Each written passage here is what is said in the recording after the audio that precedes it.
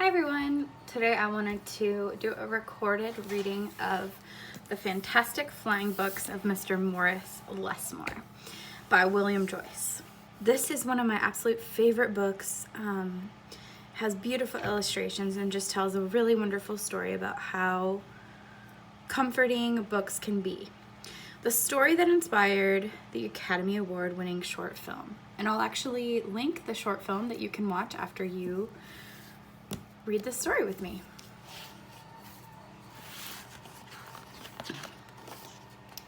The Fantastic Flying Books of Mr. Morris Lessmore.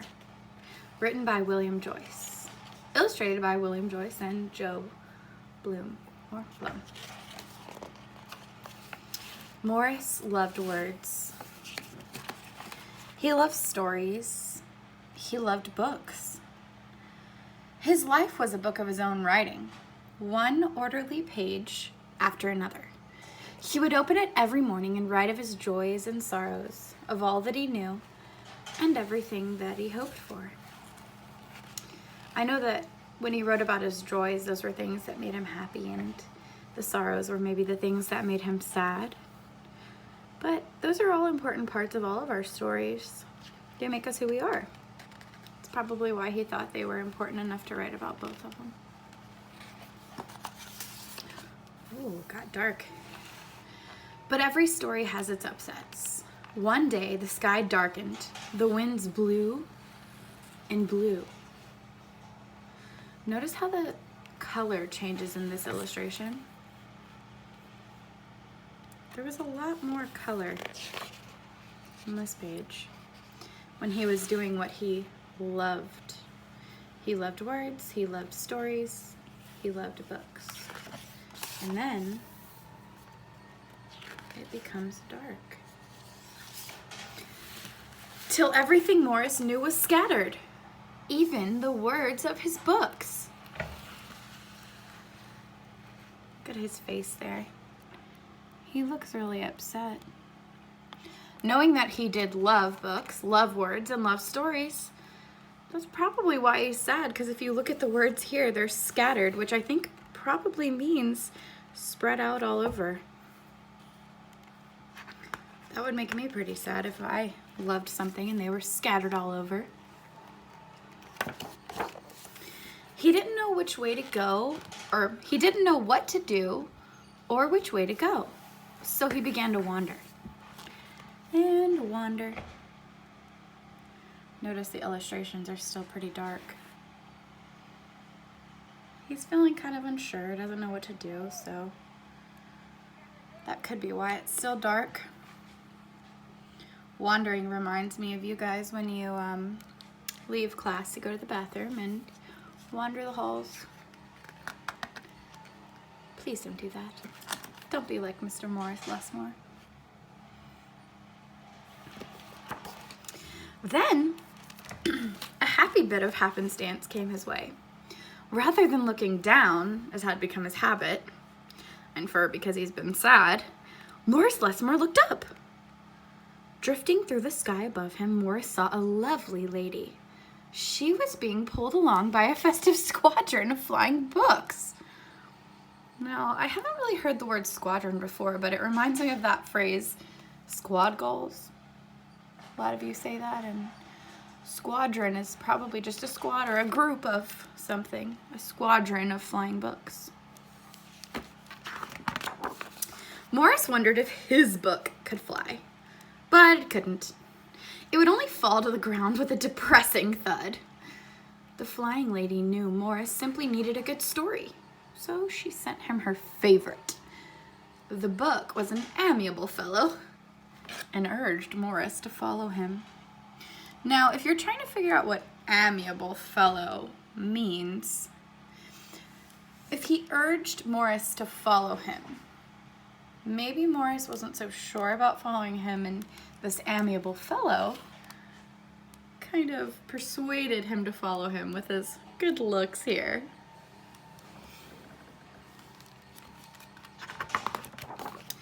The book led him to an extraordinary building where many books apparently nested. Now, knowing that Morris Lessmore loves books, loves stories, and loves words, although he might look a little nervous, he's probably getting pretty excited. You can kind of notice the color starting to come back into the illustrations. I wonder if Morris is going to find happiness again. Morris slowly walked inside and discovered the most mysterious and inviting room he had ever seen. It was filled with the fluttering of countless pages, and Morris could hear the faint chatter of 1,000 different stories, as if each book was whispering an invitation to adventure. I imagine he probably heard like, "Come read me, come read me." All kinds of books all around. For someone that loves books, that looks like a magical place, huh? Then his new friend flew up to him. Remember, this was the amiable fellow that persuaded him to come with him, and landed on his arm. It held itself open as if hoping to be read. The room rustled to life, and so Morris's life among the books began. I'm noticing all that color coming back. He looks pretty happy. He's got a lot of new friends now. Morris tried to keep the books in some sort of order, but they always mixed themselves up. The tragedies needed cheering up and would visit with the comedies. So like the sad books would visit with the happy books to make them laugh. The encyclopedias, weary of facts, would relax with the comic books. And fictions, all in all, it was an agreeable jumble, so they all kind of got along. Morris found great satisfaction in caring for the books, gently fixing those with fragile bindings and unfolding the dog-eared pages of others. He's probably exactly where he'd want to be, hanging out with his books. I like how the books keep each other happy. The comedies cheer up the sad tragedies. Sometimes Morris would become lost in a book and scarcely emerge for days. So he would be reading a book and he wouldn't come out for days because he would love it so much. I've done that a couple different times. I know my class has done that with the Among the Hidden series. I think if we could jump into that book, we might not come out for a few days either.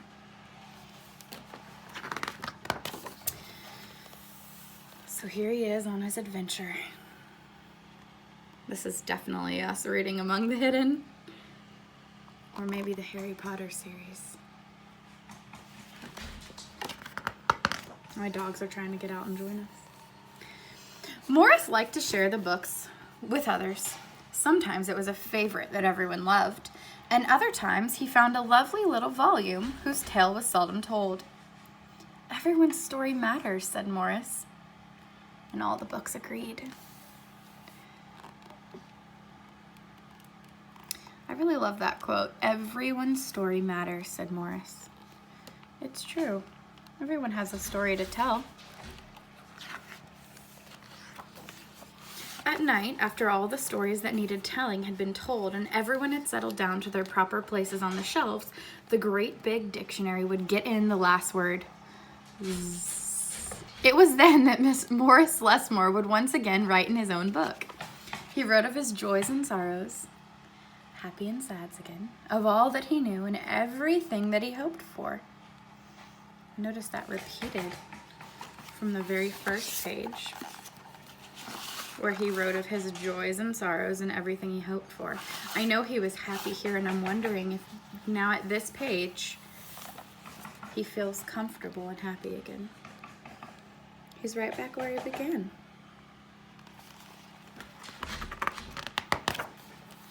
The days passed.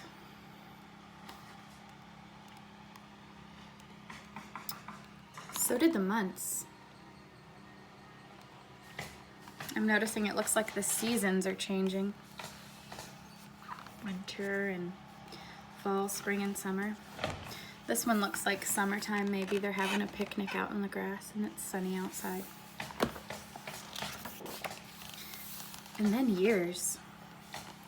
I can see the little pumpkin in the grass there, which makes me think that this is maybe October, fall time. And years. You're noticing Morris is getting older too. But the books are still right there with him, and he's in the same spot. And Morris Lessmore became stooped and crinkly, but the books never changed. Their stories stayed the same. Now his old friends took care of him the way he had once cared for them, and they read themselves to him each night. So this reminds me of this picture, let me find it, where he was repairing the books and caring for the books. Here we go. He would fix them. Remember, he was fixing the books here, and now the time has passed and they're doing this for him. They're caring for him now. That's sweet. Then one day he filled the last page in his book. He looked up inside with a bittersweet sigh. I guess it's time for me to move on. Bittersweet is something that's good and bad at the same time. Notice it looks a little dusty in there. All the sun's coming in. It's time for him to move on. I wonder what he means by that. He's leaving his book friends. The books were sorry, but they understood. Morris put on his hat and took his cane. As he went to the door, he turned and smiled, then waved goodbye. I'll carry you all in here, he said, and pointed to his heart.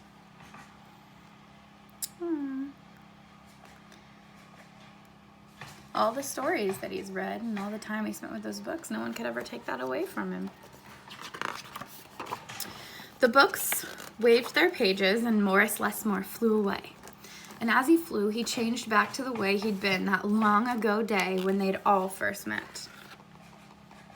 Back to the color. And the books are taking him. Now, if you look back here, when he first looked up, he was feeling down and he saw that lovely lady. She was being pulled away by the books. And he noticed it, and now it's him being pulled away by the books. Maybe she was there before him. The books were quiet for a while. Then they noticed that Morris Lessmore had left something behind.